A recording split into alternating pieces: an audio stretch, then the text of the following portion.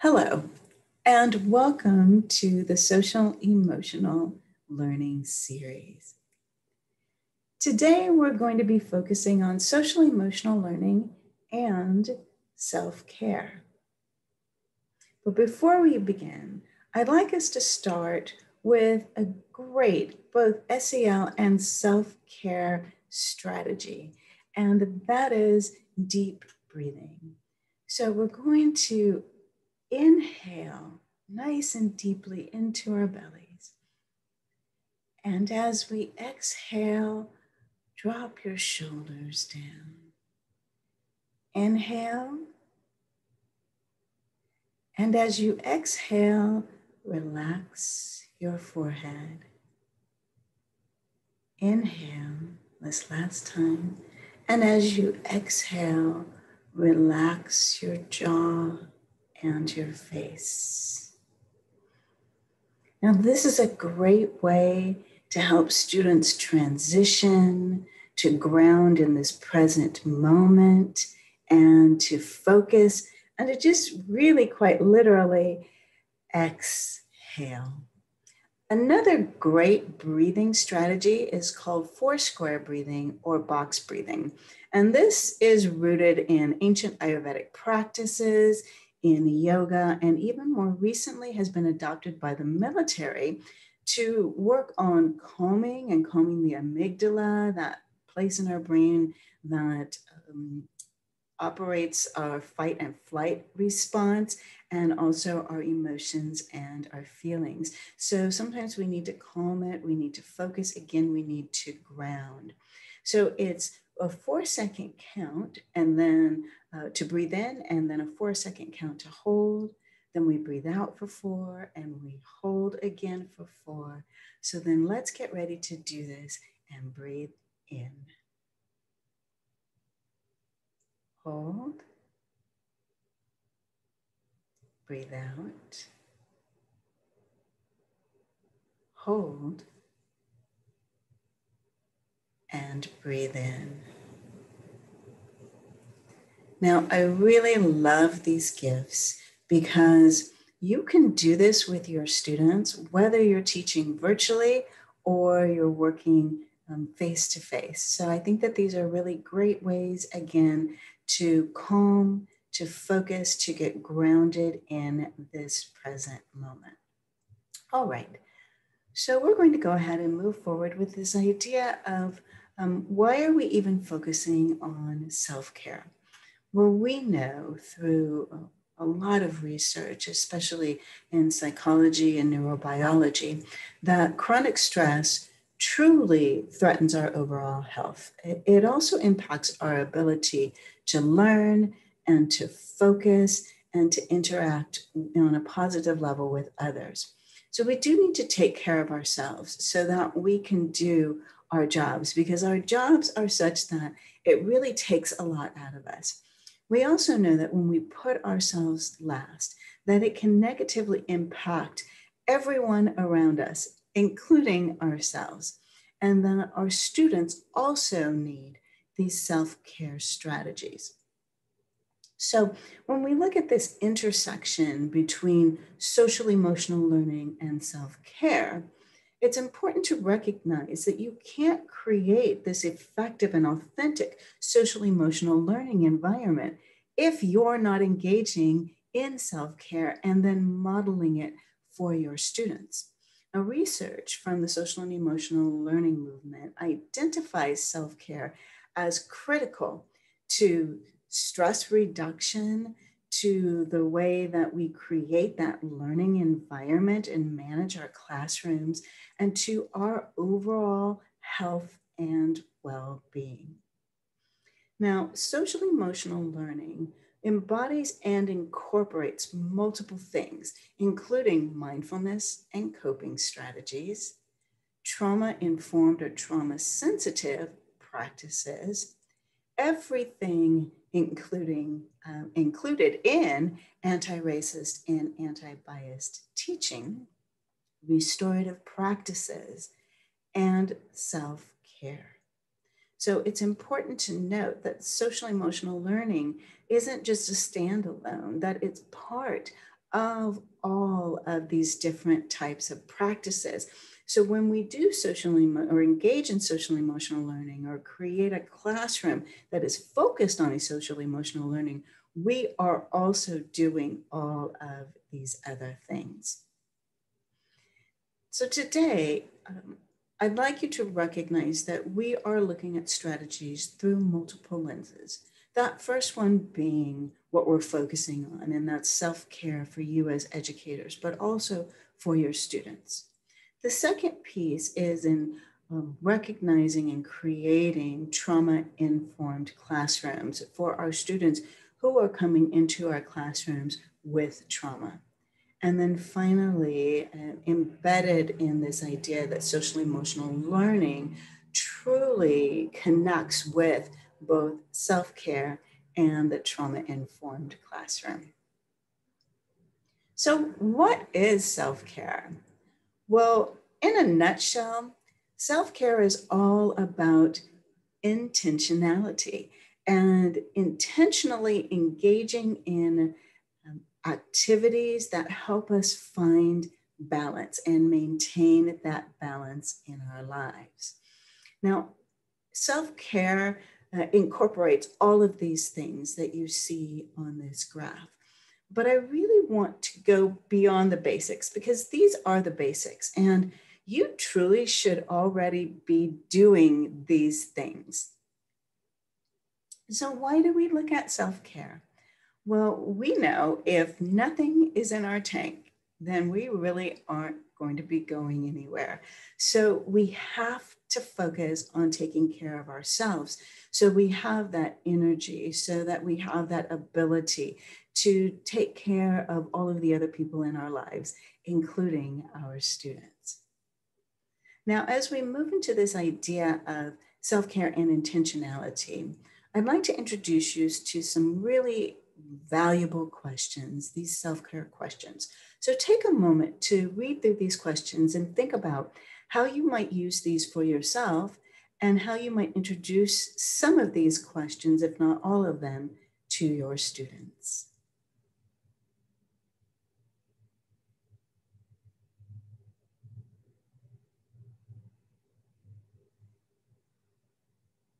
So if you'd like a little bit more time to really mull them over or maybe come up with some of the answers to these questions, feel free to stop the video. Otherwise, we're just going to move right on. So I'd like to spend a little bit of time talking about feelings in the context of recognizing this shared collective trauma that we are all or have all experienced during this time or during the time of the pandemic and social justice issues and discrimination issues and financial struggle and food insecurity and all of the other things that we dealt with through the years of 2020 and 2021. So it's important to recognize that we are all dealing with some level of trauma, and our students are also dealing with levels of trauma based on the intersectionality of some of the events that have happened in their lives. So it's important to have conversations about feelings so that we can deconstruct these social and emotional processes around this in order for us to function on a more healthful personal and professional level as we interact with one another in society. So as we look at starting with this idea of talking about feelings, we're really addressing the first two competencies of social and emotional learning. Self-awareness, where we recognize what our feelings are and we're able to label them and relate them to our thoughts and to our outcomes of behaviors. And then self-management, or what I would prefer to label as self-agency, where we're looking at how we might harness those emotions and use them in a more positive way as we aim for our goals. So when we talk about feelings, it's really important for us to be able to name them so that we can identify specifically what those feelings are and to grow our emotional vocabulary so that we can talk about them. And when we name them and we can talk about them, then we can identify more effective ways in which we might work through them. So I like to think about feelings as a big and powerful wave. And when we have the skills and the strategies to identify them and talk about them, to name them and look for ways to work through them, then what we're doing is we're, in essence, harnessing the power of that wave and utilizing it in a really positive way. When we don't have those skills or those strategies, or we suppress our emotions, then what happens is that power overtakes us and we're caught in something akin to a riptide. So we know that when we suppress our emotions, it can be detrimental in a variety of ways. When we don't express our emotions, they become stronger. Suppression of emotions can lead to anxiety and depression and to maybe even overreacting to events. It can also have a physiological impact, like weakening our immune system. When we hold in our emotions, it's difficult to concentrate. It impacts all of our executive functions. We can't learn new materials, and it also impacts our relationships with others. Now, I really love this graphic, and I'd like to draw your attention to it as we have it in a larger size. In the center of the graphic, you see those kind of basic emotions. And a lot of times when we express our emotions, we express them using these words like, what's going on? Well, I'm mad. But as you look at each of those pie sections in this graphic, you can see that we go a little bit deeper in expanding our vocabulary around our feelings. So maybe you might say that you're mad, but really you're hurt, or you're embarrassed, or you're frustrated. And so it's important to get down to that, really identifying that underlying emotion so that we really truly can address it and we can mobilize it using that power and harness the power of that emotion and use it in a positive way. So I'd like you to take a moment and look at these different graphics and think about what are 3 words that describe how you're feeling right now.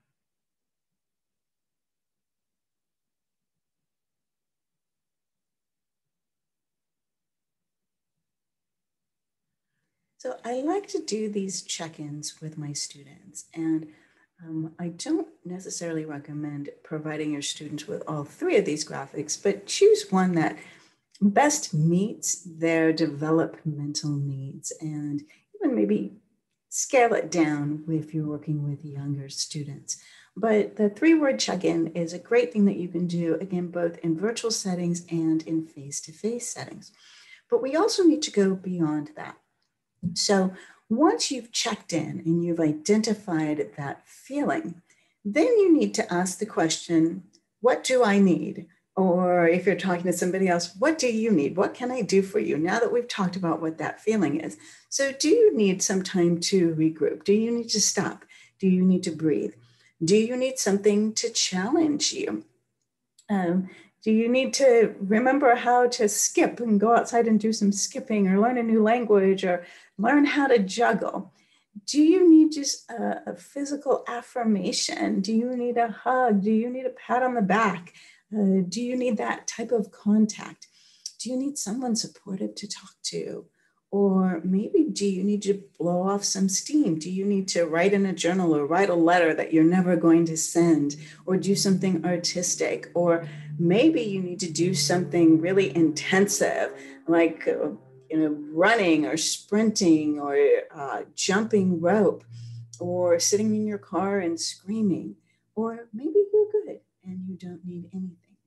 Now, when we do check-ins with our students, we're focusing on, again, social emotional learning and creating that trauma-informed or trauma-sensitive classroom.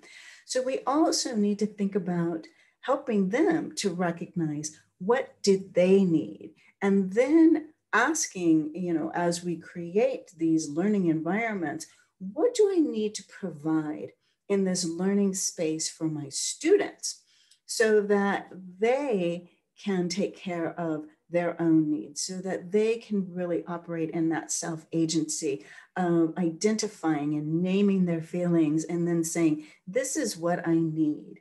And you creating that environment where they have access to the things that they need, or access to a way of asking for, signaling to you what they need without disrupting instruction.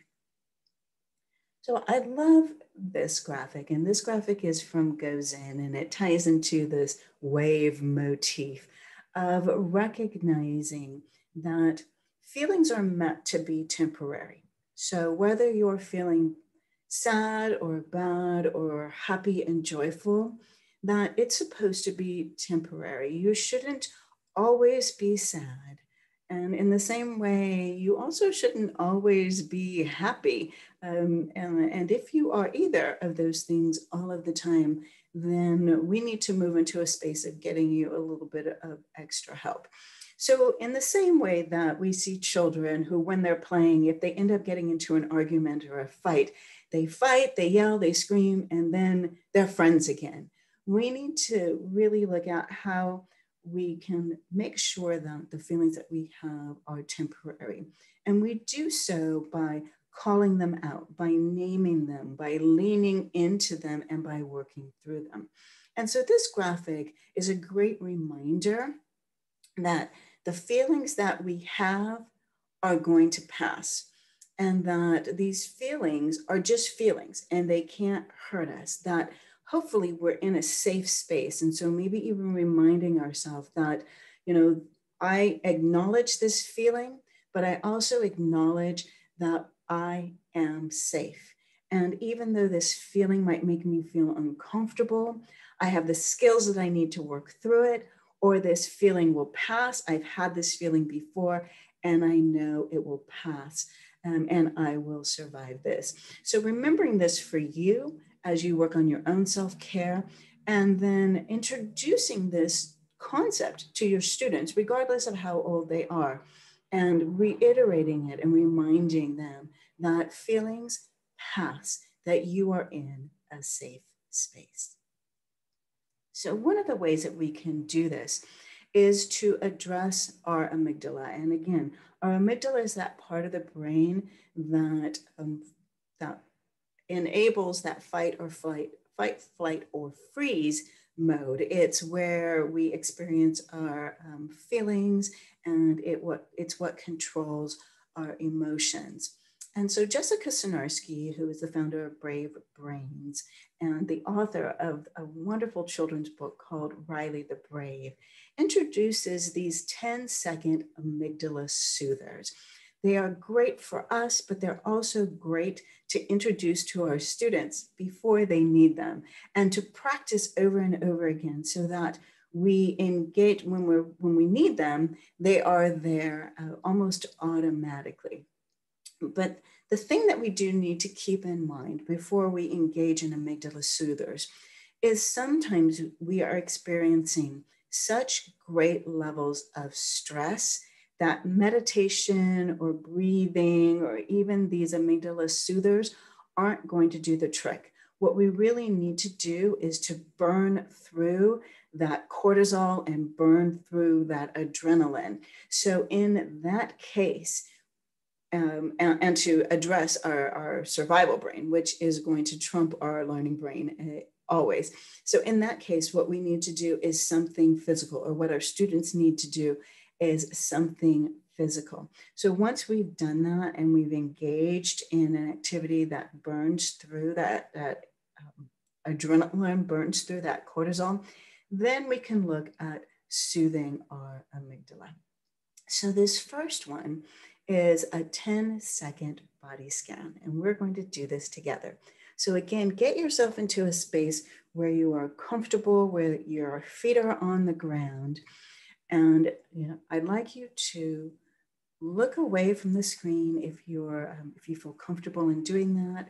Close your eyes, and I'm going to talk you through this 10-second body scan.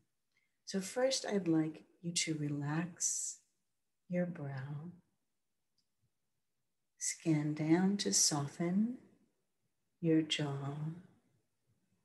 Release and relax your shoulders.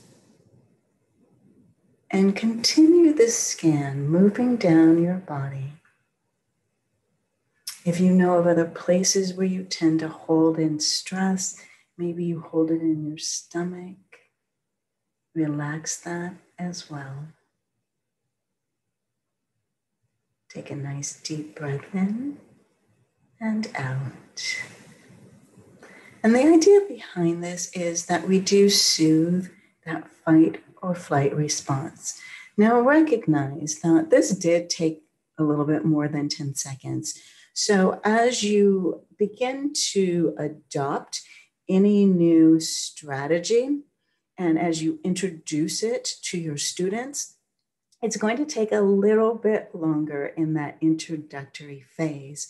But then as it becomes more automatic, you can say to either yourself or your students, we're going to do a 10-second amygdala soother.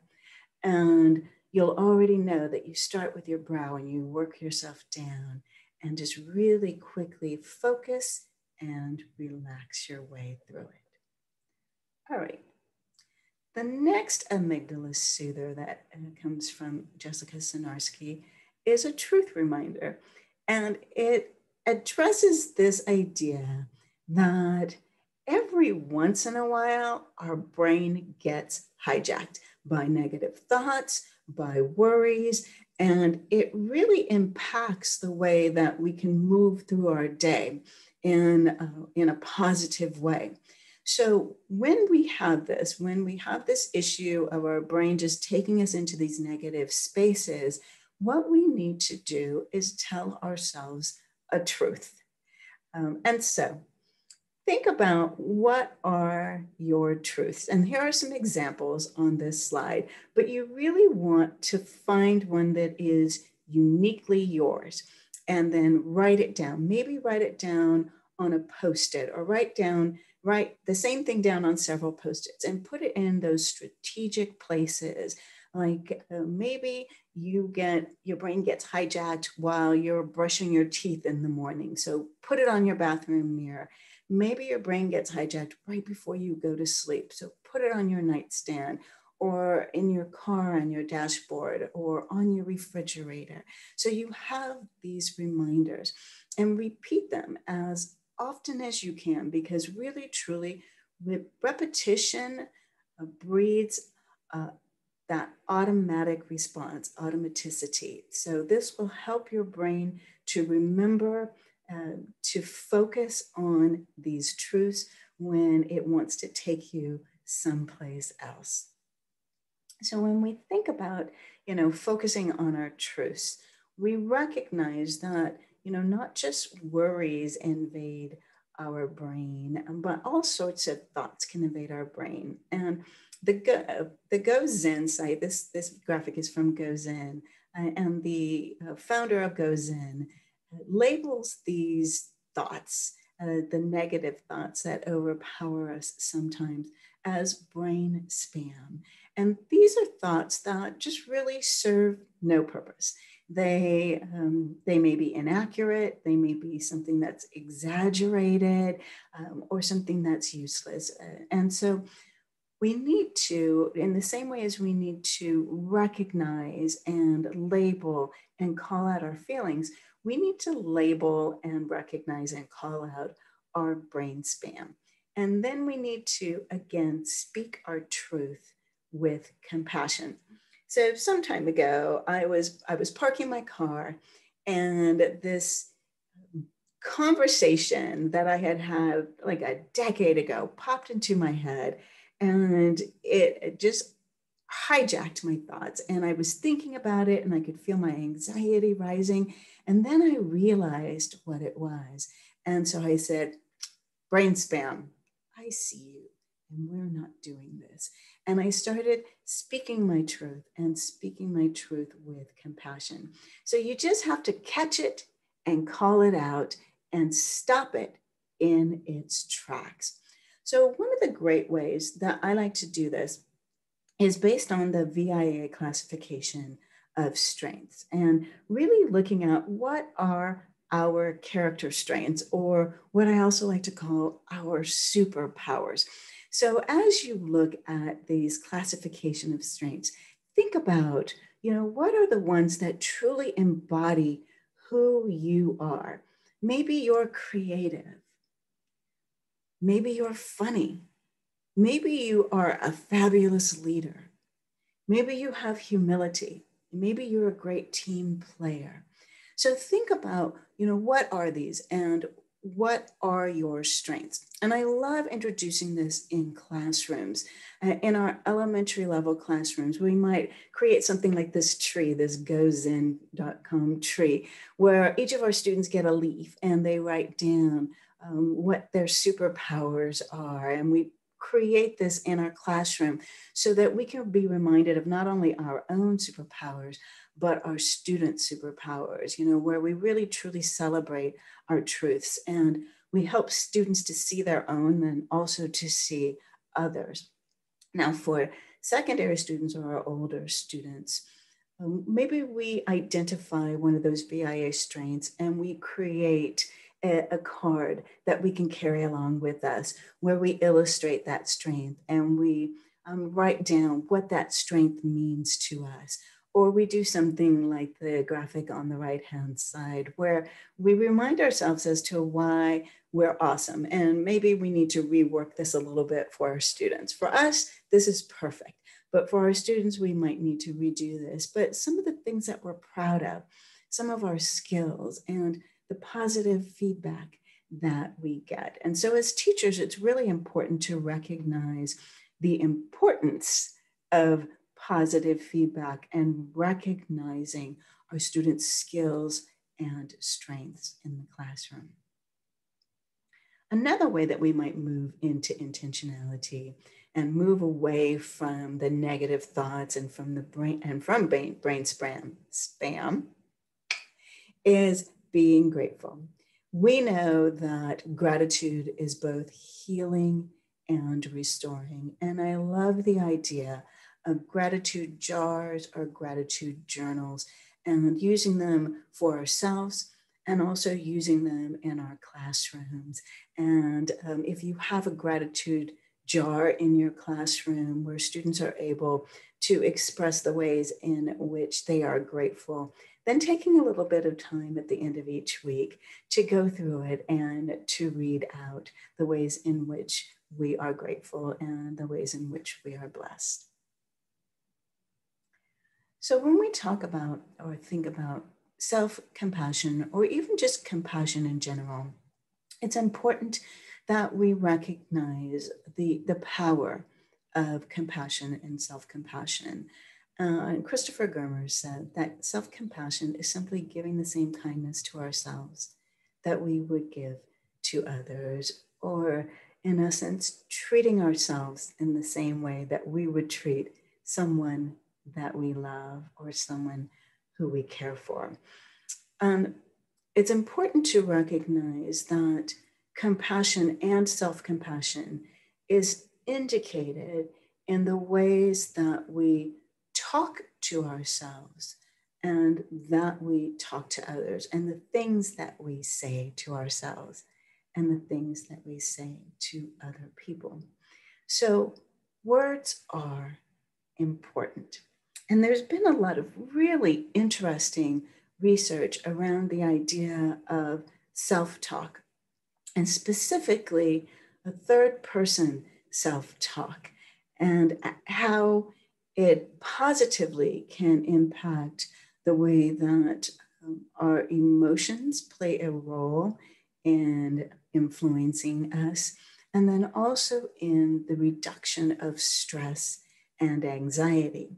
So when we talk to ourselves in the third person, we kind of create this distance, and we look at ourselves again in the way that we might look at someone else. And so we say things like, or we could say things like, you're going to be okay. And maybe we might even want to address ourselves by our name, or you've handled things like this before and you've come out okay on the other end. So remember, you can do this. So that self-talk is really, really powerful, and it's a powerful tool that has a lot of research in, again, both psychology and neuroscience. Another way in which we might talk to ourselves in a way that is positive is through affirmations. And if you're not familiar with havening, I recommend that you do a little research on this or go to havening.org. But one of the ways that we might soothe anxiety or even teach our students to do that is through havening and a form of affirmational havening. And so we're going to just watch a really brief video that illustrates affirmational havening.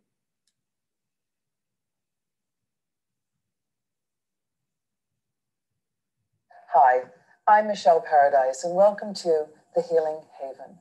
When we have issues or negative thoughts, they are landscape dependent, and removing negative emotional parts of a traumatic event changes the landscape of the brain and can leave a void. And this is a good thing. We like to have voids because then we can fill them in with positives. We remove the negatives, let's fill them in with positives. So I'm going to show you a technique called affirmational havening. It's a really wonderful and easy technique. What you do is, either with a facilitator like myself or you self-haven, you begin the havening process. And whilst you're doing that, you say, I am. Now, I want you to think of a positive resource that you would like to have instead of what you had in the past. So you might say something like, I am confident. I am happy. I am resilient.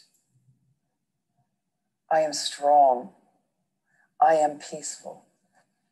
Now, what this does is it takes those empty spaces and fills them up with positive things, great resources, things that you need in the future to get through some of the difficult aspects of life. And when you think about a situation that you've been in before where you might have melted down, and you do this now, thinking of that situation, saying the words that represent the resources that you need, you will get stronger, more confident, or whatever it is that you want in the future in that situation. And I do this in the morning. It's a great way to set up your day. I do this in the shower, in the bath. Just sit there. You can do this in your head if you live with other people. It can be very silent and just do the havening and say, I am, and fill in the blank. It's a wonderful and simple technique and very powerful. So that was havening or affirmational havening. And we know that self-talk or positive self-talk really is based on recognizing our strengths.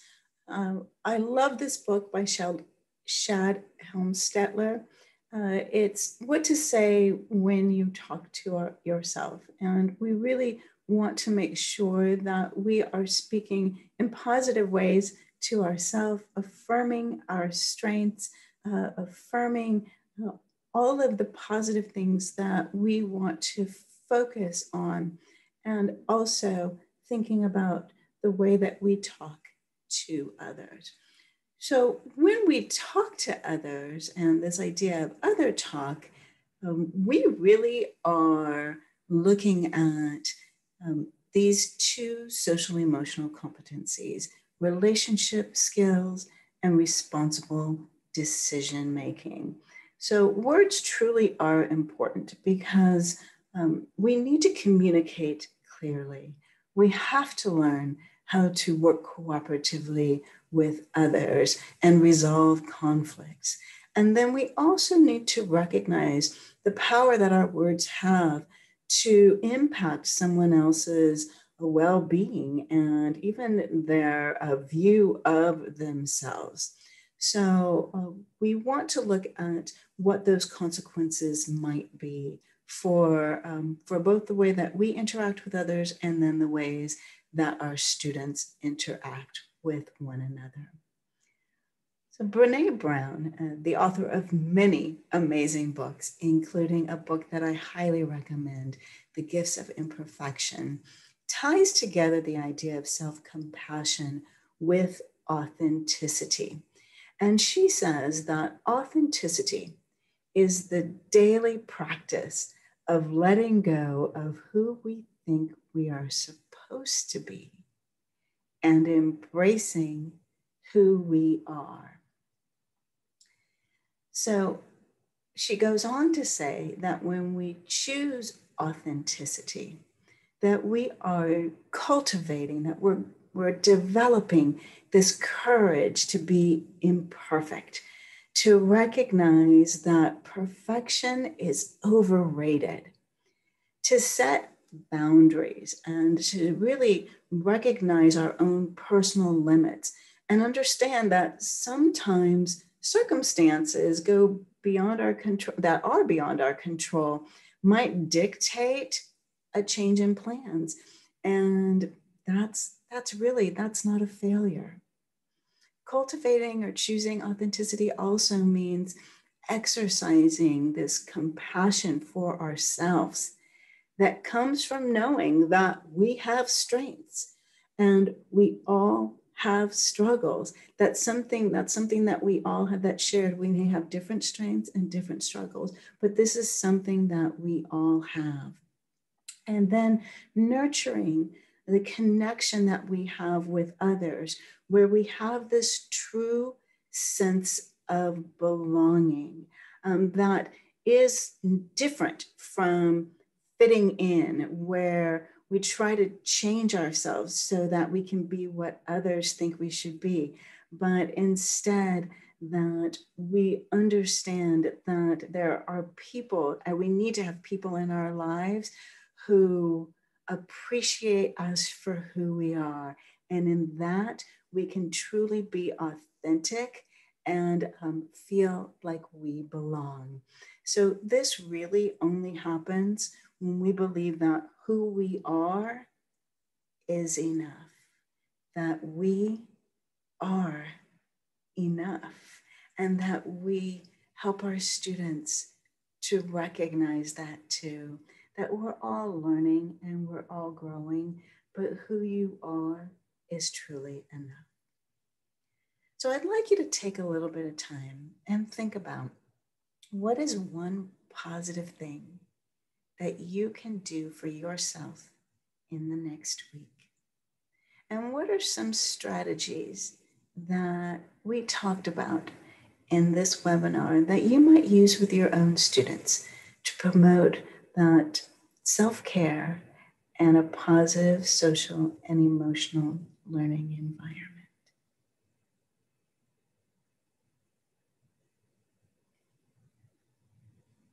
And then finally, we're going to end with another one of Jessica Sonarski's 10-second Amygdala Soothers. She says that there is power in even just one deep breath and one long exhale. So we're going to do this in a very intentional way. I'm going to ask you to do a cleansing breath, just a kind of regulatory breath, and then take a really deep, deep inhale, adding just some new fresh oxygen into your lungs.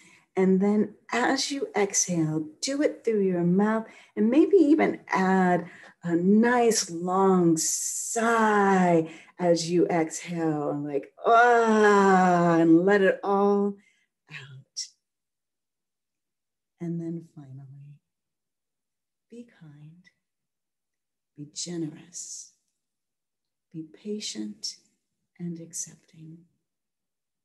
Be all of these things to yourself, because this is where it truly begins. Thank you for taking this time, and I wish you an amazing day.